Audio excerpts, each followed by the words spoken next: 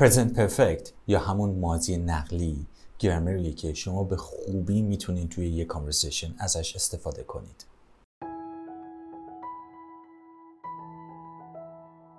سلام، وقتتون بخیر. خب امروز میخوام یک ویدیو دیگه از یک دونه دیگه از این تنس ها براتون داشته باشم. دقت کنین که من تمامی تنس های انگلیسی رو توی ویدیوهای قبل از این ویدیو، یعنی تمام اونایی که قبل از این رو درس دادم و اگر داخل یوتیوب ببینید داخل پلیلیست گرامر یا تنس ها همه اونایی که قبل از این باید ببینید رو اونجا پیدا خواهید کرد و خواهش میکنم که با اونا شروع کنید. ببینید داخل پلیلیست ها یه پلیلیست به نام تنس یا گرامر دو تاییش هستش. برید داخل تنس ها و از ویدیو شما یک این دوره نگاه کنید. این یک دوره جامعه که شما باید از اول نگاه کنید، پس فراموش نکنید که با اون ویدیوهای قبلی شروع کنید.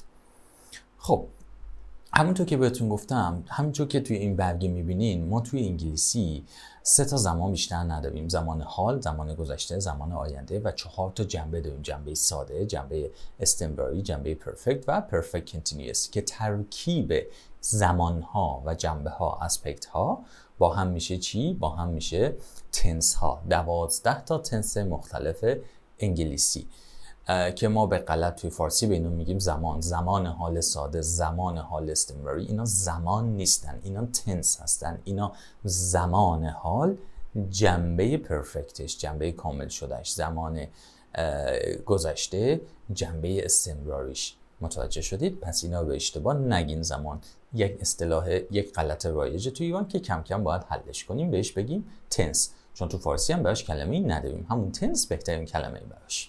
خب یادتون نره که این فایل PDF رو من داخل دیسکریپشن گذاشتم، لینکش رو ببین، دانلود کنین. همونطور که تو ویدیوهای قبلی همش بهتون میگم، دانلودش کنین، پرینتش بگیرین، آسه رنگی لامینیت کنین، بزنین به دیوار اتاقتون، روزی 20 بار مرورش کنین. چیزی مهمتر از این جدول در کل گرامر انگلیسی وجود ندارد. چیزی مهمتر از این نیست. مهمترین گرامرهای انگلیسی تنس ها هستند و پادشاه این تنس ها سیمپل پرزنت و سیمپل پست هستند. حتما این جدول رو خیلی خوب یاد بگیرید، انرژی زیادی روش بذارید که هر چیزی که از پس این می آید از کانال این تنس ها رد می شود و اگر شما این رو یاد نگیرید خیلی چیز دیگر رو در آینده یاد نخواهید گرفت. خب بریم سراغ ستون سوم، ستون پرفکت ها. کلمه پرفکت فی نفسه یعنی کامل شده، یعنی تمام شده. تو دفترتون من خودتون یادداشت کنید. کلمه کنتینیوس یعنی چی؟ یعنی استمراری، ستون دوم. alright؟ استمراری، حالا چه زمان حال، چه گذشته، چه آینده. پرفکت یعنی کامل شده، تمام شده، چه قبل از زمان حال، چه قبل از زمان گذشته، چه قبل از، کلمه قبل از رو دقت کنید، چه قبل از زمان آینده. یعنی چی؟ یه توضیح کلی میخوام راجع به کل این ستون بهتون بدم. present perfect یک عملیه که قبل از زمان present اتفاق افتاده و تمام شده. اون عمل تمام شده، دقت کنید، اما هنوز اثرش مونده. خیلی ساده، برمیگردم بهش دوباره. past perfect یه عملیه که قبل از یک عمل دیگه در گذشته تمام شده بود، اما اثرش رو در اون زمان در گذشته گذاشته بود. خیلی آسونه. future perfect یک عملی که قبل از یک زمان دیگه در آینده تمام خواهد شد و تأثیرش رو در آن زمان خواهد گذاشت. perfect یعنی تمام شده، کامل شده. present perfect قبل از present تمام شده، past perfect قبل از past تمام شده، future perfect قبل از آینده تمام خواهد شد. اینجوری باید شما اینا رو یاد بگیرید. دلیل این که من این جدول درست کردم اینه که شما اینا رو در کنار هم یاد بگیرید. وقتی که شما بتونید اینا رو با هم مقایسه کنید، اون زمانی که یادگیری شما به شدت ایمپروو میشه و تقویت میشه. ما توی فارسی present perfect و past perfect رو چی میگیم؟ یه ویدیویی ساختم، تو تمام ویدیوها دارم بهش ریفر میکنم، این بالا لینکش رو میذارم، که چرا شما باید در یادگیری یه زبان دوم و اسپسیفیکلی در یادگیری گرامر اون زبان باید ترجمه کنید به زبان اولتون. باید شما این کارو بکنید. خیلی از زبانهای دنیا، نقاط گرامرهای زبانهای دنیا نقاط مشترک زیادی دارن، به راحتی این به اون این به اون ترجمه میشه و وقتی شما این کارو بکنید یادگیری شما تسهیل میشه. حتما این ویدیو رو ببینید، حتما ببینید که چرا فارسی اینقدر میتونه کمکتون کنه.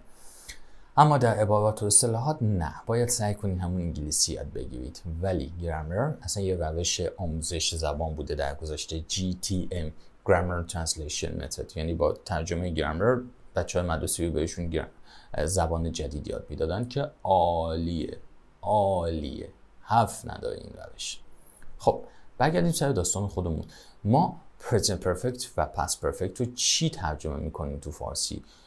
اولا که متا لنگویج اسم این گرامر هست. present perfect که تو فارسی ما میگیم ماضی نقلی ها، رو میگیم ماضی چیه که باز نقلیش بشه. بعد past perfect ماضی بعید یعنی چی؟ ماضی بعید چی؟ آقا ول کنید این اسمای عربیشو ول کنید.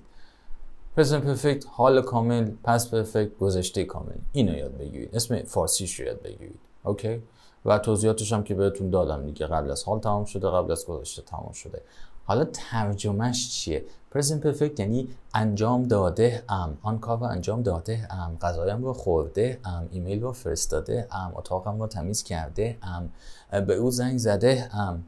past perfect یعنی اتاقم رو تمیز کرده بودم قبل از اینکه شما بگی، غذا خورده بودم قبل از اینکه تو مثلا مهمونا برسن، ایمیل رو فرستاده بودم قبل از اینکه مدیر بهم بگه، نمیدونم ظرف ها رو شسته بودم قبل از اینکه مامانم بهم بگه.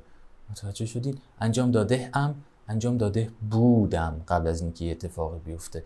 به همین سادگی شما وقتی که شما وقتی دارین زبان یاد میگیرین مدام در حال ترجمه این. حالا هر چی بخواد مقاومت کنین بگین نه من ترجمه نمی‌کنم، من دارم انگلیسی فکر می‌کنم، وقت خودتون رو تلف کردین. خب اونی که زبان رو سریع‌تر و روان‌تر و بهتر صحبت میکنه، زبان رو در سن کمتر یاد گرفته و بیشتر تمرین کرده و بیشتر اسپیکینگ داشته، شم زبانیش یه ذره بیشتر بوده، انقدر تمرین کرده، این ترجمه تو ذهنش انقدر انجام داده زیاد که دیگه الان اصطلاحاً توی تیچینگ به مرحله اکتیویشن رسیده. یعنی دیگه اکتیولی و اسپانتینیسلی در لحظه میتونه اون گرامر استفاده کنه.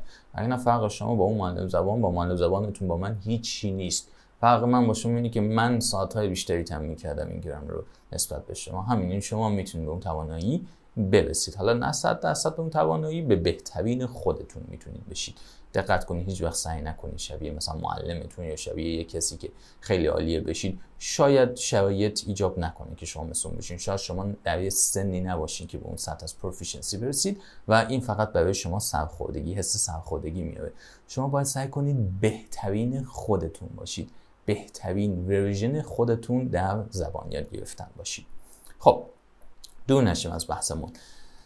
انجام داده ام، رفته ام، غذا خورده ام، انجام داده بودم، رفته بودم، غذا خورده بودم. اوکی؟ اول ویدیو گفتم که present perfect مخصوص کانورسیشنه. ببینید شما مثلا یکی نمیان بگین که سلام فلانی من ایمیل رو فرستاده ام. حالا تو فارسی میگیم فرستادم. من ایمیل رو فرستادم.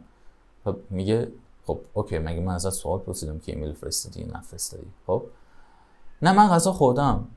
میگه خب اوکی خوردی که خوردی، من چیکار کنم؟ مگه من ازت سوال پرسیدم که غذا خوردی یا نه؟ present perfect مخصوص یک کانورسیشنه. بیا غذا بخور. مرسی من غذا خوردم.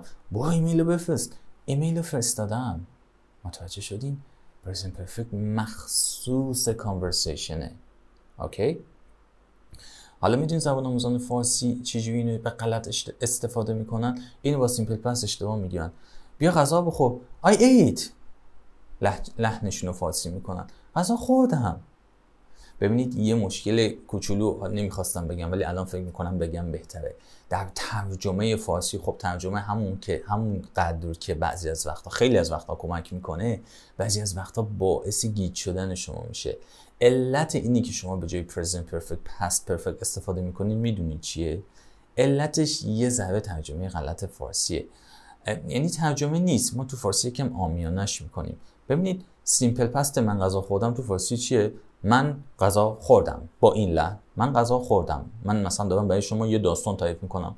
من دیشب شام خوردم، من دیشب یک ایمیل فرستادم، لحن منو دقت کنین، دارم روایی میگم، دارم یک روایتی رو میگم، دارم یک داستانی از دیشبم میگم.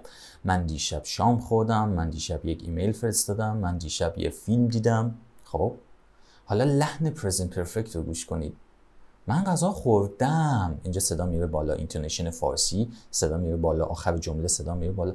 غذا خوردم، ایمیل رو فرستادم، این فیلم رو دیدم.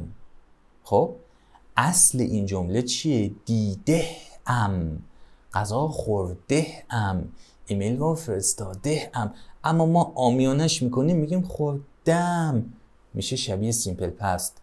من دیشب غذا خوردم، من غذا خوردم، من دیشب یک ایمیل فرستادم. صدا میاد پایین، اینتونیشن هم میاد پایین.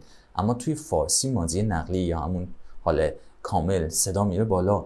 من غذا خوردم که هم خورده همه دیگه، ما عامیانش میکنیم میگیم غذا خوردم. من دیشب یک فیلم دیدم، من اون فیلم رو دیدم.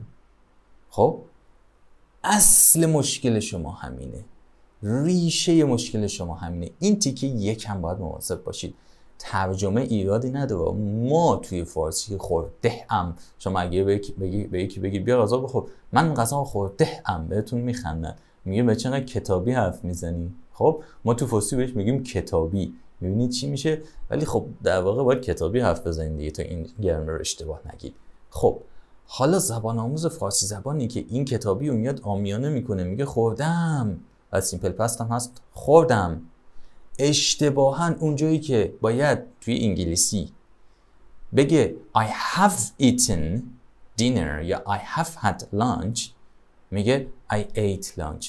اون I ate lunch سیمپل پست انگلیسی رو میاد لحنش رو فارسی میکنه. I ate چیه؟ I sent. میگم من از طرف میپرسم، از شاگردان خیلی وقتا میپرسم Have you sent the email yet؟ هنوز ایمیل فرستادی یا نه؟ ایمیل فرستادی یا نه؟ میگه Yes I sent. مثل فارسی که میگه آره فرستادم. میدونین چی شد؟ ما به این فرآیند میگیم گرته برداری. یه ذره میشه گرته برداری، یعنی گرامرها و ساختارهای زبان مادری رو بیایم روی زبان دوم پیاده کنیم. خب و یا بالعکس، ما دوتاییشو داریم. خب حالا این از حاصل این ویدیو خارجی ویدیو دیگه بهش میسازم. ما به این فرآیند میگیم گرته برداری. شما دارین گرته برداری میکنین، اصطلاحاً بهش میگیم لون ترنسلیشن یا همین گرته برداری بهتره. اینجا بهتر متوجه میشید. یعنی از فارسی دارین میارین تو انگلیسی. خب و غلط میگیم have you washed the dishes؟ من از شما میپرسم ظرفا رو شستی؟ در واقع شسته ای، ظرفا رو شسته ای. شما باید بگین yes I have washed the dishes یا I have already washed the dishes. شما میگین yes I washed. متوجه شدین؟ Yes I washed. مثل فارسی آره شستم. خب همون سیمپل پست رو به غلط میان لحنشو اینتونیشن رو میبریم بالا، مثل فارسی میشه. ریشه اشتباهات شما همین بود. روش کار کنید. توی فارسی خوردم با خوردم فرق داره. من غذا خوردم دیشب، آره غذا خوردم، اینا با هم فرق داره. اصطلاحاً یادتونه تو همه ویدیوهای قبلی میگم یک گرامر هم فرم داره هم فانکشن داره. ببینید چه نکته تخصصی میخوام بهتون بگم. فرم پرزنت پرفکت فرمش چیه؟ have یا has به علاوه PP past participle. خب فرم سیمپل پست چیه؟ خب فعل ایدی میگیره دیگه اگر با قاعده باشه، اگر نباشه هم که خب شکلش عوض میشه. خب و توی فارسی چون که اون دوتا فرم تقریبا شبیه هم میشن با یک اینتونیشن متفاوت. من دیشب غذا خوردم و خوردم، این فرم تقریبا شبیه هم شد و فقط لحنش عوض شد. خب فقط اینتونیشن کلام عوض شد. خب چون که فرم این دوتا گرامر توی فارسی شبیه هم میشه، ما عامیانش میکنیم شبیه هم میشه، شما به غلط به جایی که فرم پرزنت پرفکت رو توی انگلیسیش استفاده کنید، خب فرم سیمپل پستش استفاده میکنید. پس تمامی گرامرهای فرم دارن یا فانکشن دارن. فرم پرزنت پرفکت چیه؟ have یا has به علاوه PP. اگه دقت کنین تو این ستون سوم، کل این ستون سوم چیزی که آندرلاینه و سبزه چیه؟ have، has، had، will have. یادتونه توی ویدئوی قبلی گفتم که 3 تا فعل تو انگلیسی فقط صرف میشن و همون فعلایی که صرف میشن همونها افعال کمکی انگلیسی هن. be، do، have. be در ستون اول اصلی است، در ستون دوم کمکی. به همین میگم ویدئوی قبلی رو ببینید، بعد اینو ببینید. B در ستون اول کمکیه، در ستون دوم ببخشید در ستون اول اصلیه، در ستون دوم کمکی. I am drinking water اون فعل اصلی نیستون داره کمک میکنه که اینجی بگیره. do و does و did در ستون اول هم کمکی هن هم اصلی. I do my homework every day من انجام میدم هر روز تکالیفم با. I don't do my homework خب اومد کمکش کرد دیگه. یا do you do your homework do اول کمکیه، do دوم فعل اصلیه.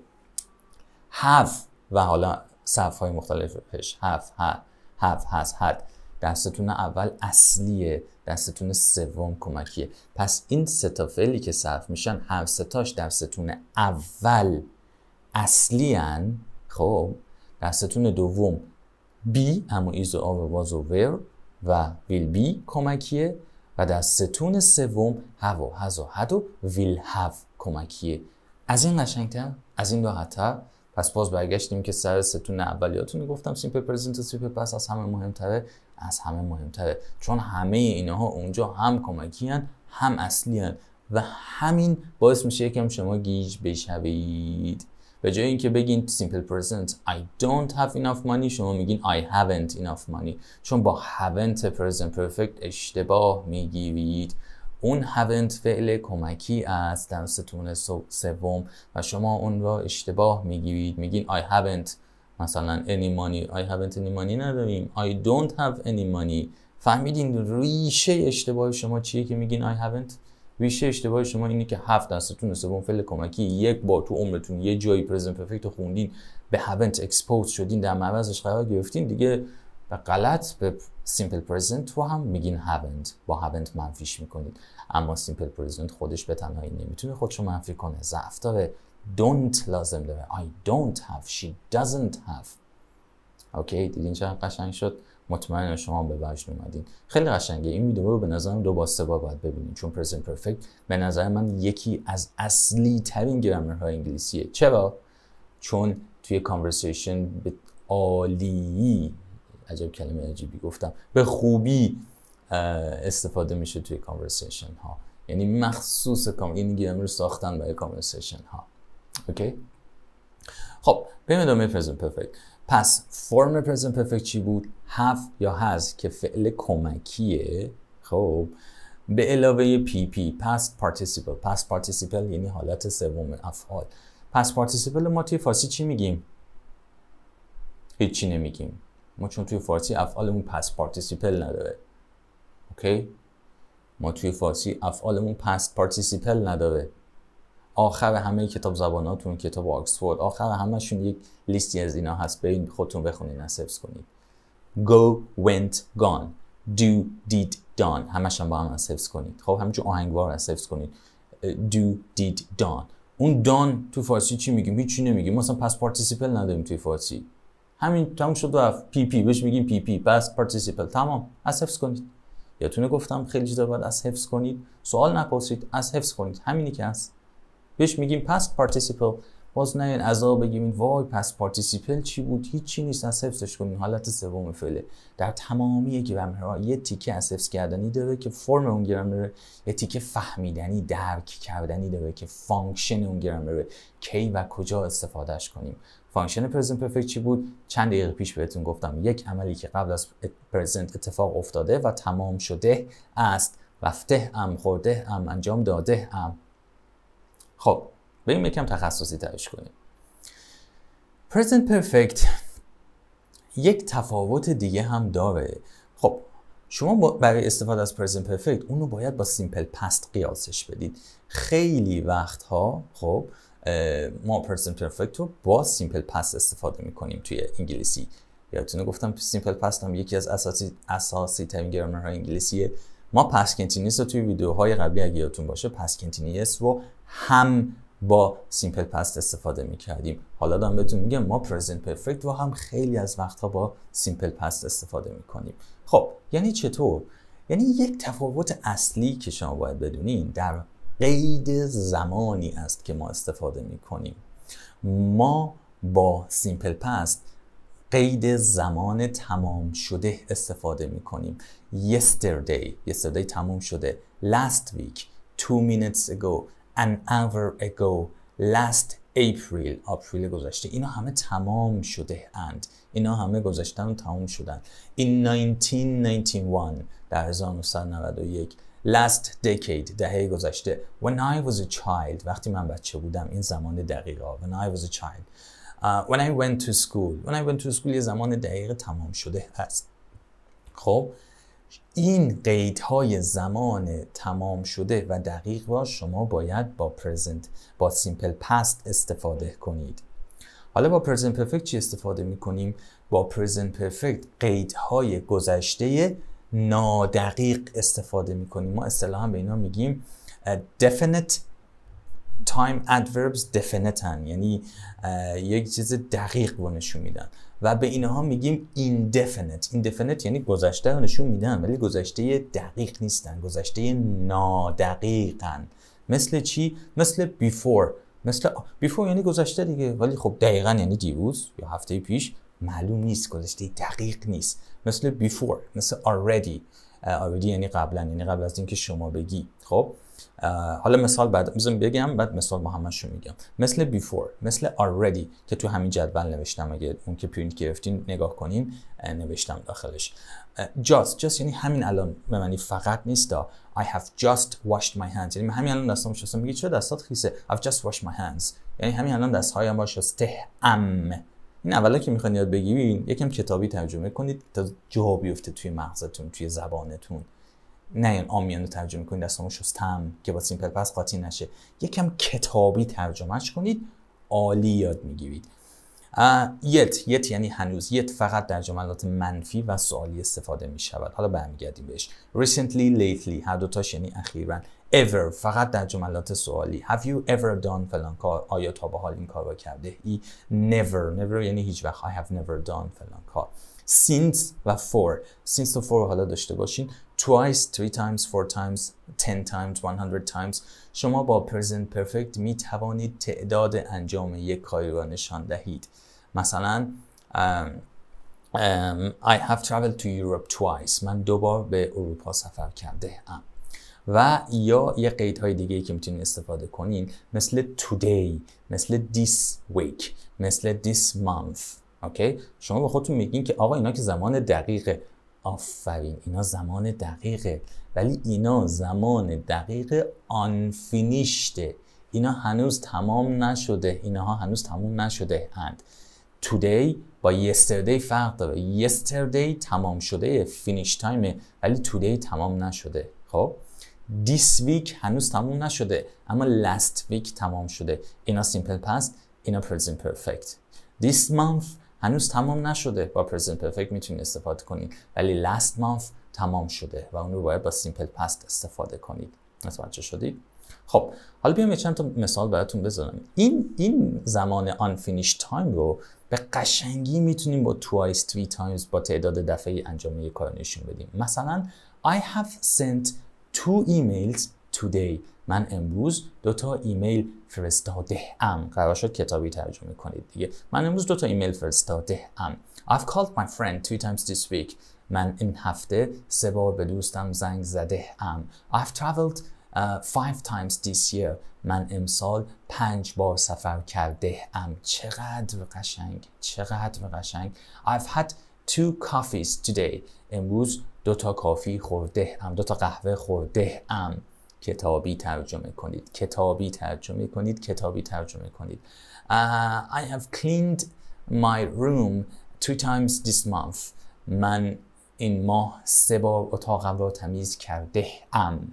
اوکی؟ این دوتا به قشنگی میتونیم با هم استفاده کنیم. همین الان 10 تا جمله توی دفترتون بنویسین، توی کامنت هم بنویسین، من بهتون فیدبک میدم اگر اشتباه بود. هنوز این سفر هم بهتون نگفتم. بریم چند تا مثال با اون قبلی‌ها بزنیم. before I've done it before. خب before به نظر من گل سرسبد اینای همیشه با before میتونید یه جواب کوتاهی بدید. I've done it before, I've eaten before. من غذا خورده ام. I have sent the email before. یعنی قبلا اون ایمیل رو فرستاده ام. Already, I've already sent it. مثلا شما رئیستون بیاد میگه برو ایمیل رو بفرست. ایمیل فرستادی؟ Yes, I've already sent it. یعنی قبل از اینکه شما بگی من آن کار رو انجام داده ام. مامانتون میاد میگه بیا غذا بخور. Oh, thank you. I've already eaten. من قبلا غذا خورده ام. already بین اونا میاد، باز باید از حفظ کنید ها. یه تیکه فرمه از حفظ کردن. I have already seen that movie. قبلا اون فیلم رو دیده ام در سینما. دیگه الان نمیخوام بیام. این تیکه درش نهفته ها. دیگه الان نمیخوام بیام درش نهفته. دیگه الان لازم نیست این ایمیل رو بفرستم درش نهفته. متوجه شدین؟ دیگه الان گشنم نیست نمیخوام بیام دوباره نهار بخورم درش نهفته. این تیکه درش نهفته. شما یه چیز دیگه میگین تو پرزنت پرفکت، یه چیزی میگین اما منظورتون فحوای کلامتون یک چیز دیگه. متوجه شدید؟ وقتی میگه بیا بریم سینما این فیلم رو ببینیم، باربی رو ببینیم، شما میگین no I've already seen that. من قبلا آن رو دیده ام. یعنی چی من قبلا آن رو دیدم؟ یعنی الان نمیخوام با شما بیایم و بروم آن فیلم رو دوباره ببینم. فهمیدین چقدر قشنگ شد؟ پرزنت پرفکت عالیه. یکی از به نظر من که ستونهای زبان انگلیسیه و باید روش زیاد وقت بذارید. خب یکی بعدی just. I've just washed my hands. چرا دستات خیسه؟ همین الان دستهایم را شسته ام. بیا غذا بخور. I have just eaten. همین الان غذا خورده ام. yet یعنی هنوز. Have you sent the email yet? آیا هنوز تو فارسی نمیگیم هنوز، ولی تو انگلیسی میگیم. آیا هنوز ایمیل را فرستاده ای؟ I haven't done it yet. هنوز آن کار را انجام نداده ام. کتابی ترجمه کنید. کتابی ترجمه کنید. چند بار دارم بهتون میگم. I haven't sent the email yet. هنوز ایمیل را نفرستاده ام. Recently, lately. I've read a book recently. اخیراً یک کتاب خونده ام. I have bought a new laptop recently. یا lately. اخیراً یک لپتاپ جدید خریده ام. Ever. Have you ever traveled to Europe? آیا تا به حال به اروپا سفر کرده ای؟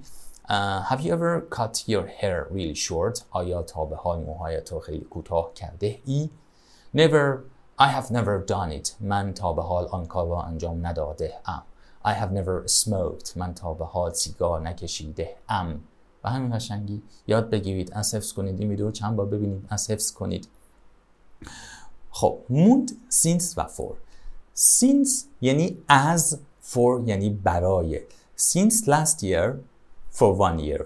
یکم اینا باید بازی کنید باشون تا یاد بگیرید. از سال گذشته برای یک سال. Since yesterday for 1 day. Since last week for 1 week. Since 2020 for 3 years. خب حالا شما میگید ای آقا این که قانون قیدهامونو به هم زد. since که میشه as. Since yesterday.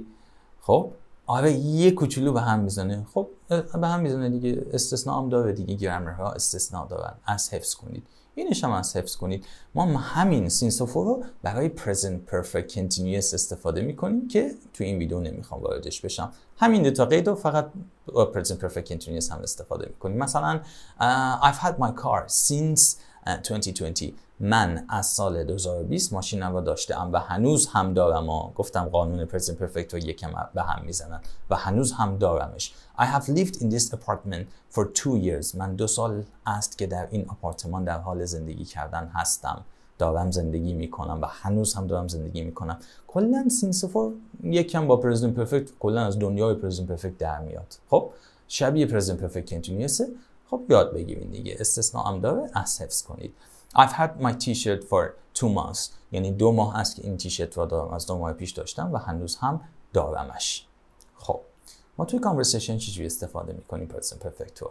یه ویدیو ساختم اینجا میذارم، حتما ببینید. خب وقتی یه نفر از شما یه سوال میپرسه با پرزنت پرفکت، یه جواب کوتاه با پرزنت پرفکت بدید، یه جواب کنترل شده بدید. بقیه داستان رو سیمپل پاست تعریف کنید. سیمپل پاست برای داستان بود دیگه، برای روایت بود دیگه. Have you traveled to Europe before? Yes, I have traveled. حالا یه قید قشنگ انتخاب کنید. 10 بار رفتین. Yes, I've traveled to Europe 10 times. خب یا میتونید اینجوری Yes, I've traveled to Europe before. Yes, I have recently traveled to Europe. یه قید قشنگ متناسب با جواب خودتون انتخاب کنید. بقیه داستان رو سیمپل پاست تعریف کنید. که یه تمرین آزاد فری پرکتیس، اون چیزی که تو اون ویدیو گفتم، فری پرکتیس داشته باشید که زبانتون تقویت بشه. Last year my friends and I traveled to Europe. We visited France, Germany and Italy. We did this that دیگه داستان تعریف کنین ادامه بدین دیگه. سیمپل پس، پس کنتینیوس، پس پرفکت که هنوز بهتون درس ندادم دیگه. یک رنجی از گرامر استفاده کنید. از این بهتر نمیشد. واقعا از این بهتر ویدیو توی پرزنت پرفکت به نظر من هیچ وجود نداره. از این کاملتر و پرفکت‌تر وجود نداره. چندین با این ویدیو رو ببینید. فقط یه تفاوت کوچولو الان بزنم مثل بهتون بگم بین دو تا جمله، بین گان و بین. بین میتونه پی پس پارتیسیپل گو باشه. فرق این دو تا جمله چیه؟ He has gone to Europe. He has been to Europe. فرق این دو تا جمله اینه که مثلا میگم where is your dad؟ میگه he's gone to Europe. He's gone to Europe یعنی الان اروپا رفته، اروپا الان اروپایه. خب he's been to Europe یعنی قبلا اروپا رفته است ولی الان اینجایه، یعنی اون تجربه اشوا دارد. متوجه شدی؟ پس اینو دقت کنین دیگه. به شما she's gone shopping رفته خرید یعنی الان اینجا نیست. متوجه شدی؟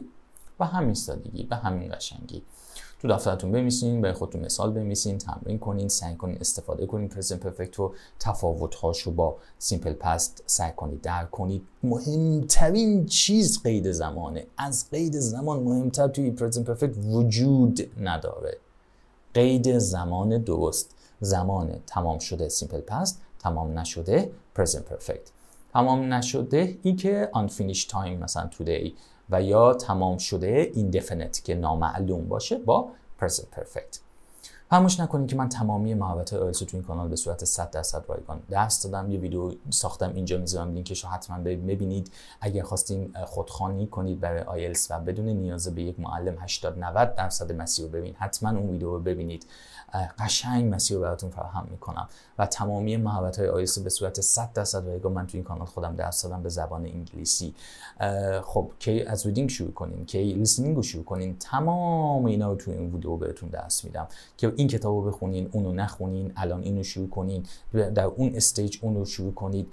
کی آماده آزمون میشین برای ثبت نام در آزمون، 100% 0 تا 100 مسیر رو براتون میچینم. فقط همت کنین اونو ببینید و انشالله که بتونید به هدفتون برسید. منو تو اینستاگرام فالو کنید، خیلی راحت میتونیم با هم اونجا در ارتباط باشیم. اخبار و اطلاعی جدیدی اگر بود من در آینده دوره آموزشی خیلی زیادی درست خواهم کرد، اونجا در اطلاع باشید و ویدیوهای کانال منو با دوستاتون هم به اشتراک بذارید و اگر هم سابسکرایب نکردین سابسکرایب کنید. توی ویدیوهای بعدی میبینمتون.